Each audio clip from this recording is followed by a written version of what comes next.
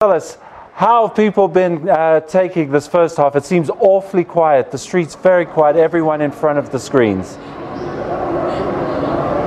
That's right, yeah, the streets are deserted, but the bars and the homes are full. And you may be able to see behind me people enjoying the match. The England fans are out. I have to say there's only been one goal scored, although people are delighted with that, of course. But the sounds coming out of this pub, the oohs and ahs, and as you say, we're very close to half-time. So people really taking heart from that first goal from Kieran Trippier.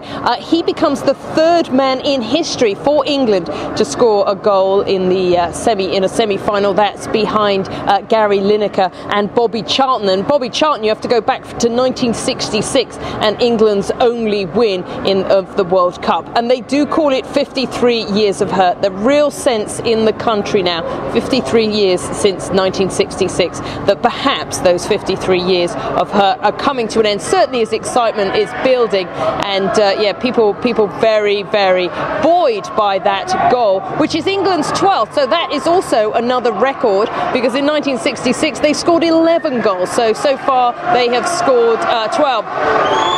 Big cheer behind me. I think that means that it's half-time. Well, Catherine, people obviously also very tentative, because 1990, we all remember what happened there with England falling to West Germany, and that almost was the catalyst that started the years and years of underperforming. How are the English taking the fact that they might be the favourites, but perhaps, you know, anything could go wrong?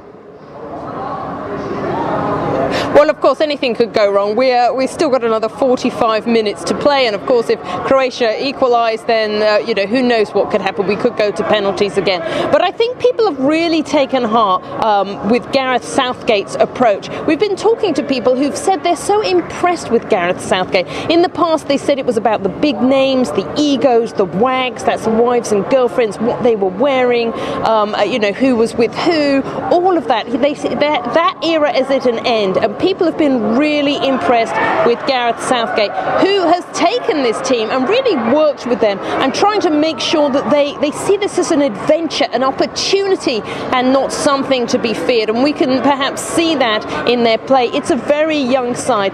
Let's not forget the average age is 26. The youngest player is 19. Can you imagine being in a World Cup semi-final at the age of 19? So a great deal of excitement has been building. Just a month ago, this didn't exist in the country, but slowly and surely, as England has made its way through the tournament, people really have become much more optimistic, and the chant "It's coming home" can be heard almost everywhere. We heard from Prince William, the future the heir to the British throne. He tweeted today, said in a statement that it's coming home, it could be coming home. So of course everyone getting excited.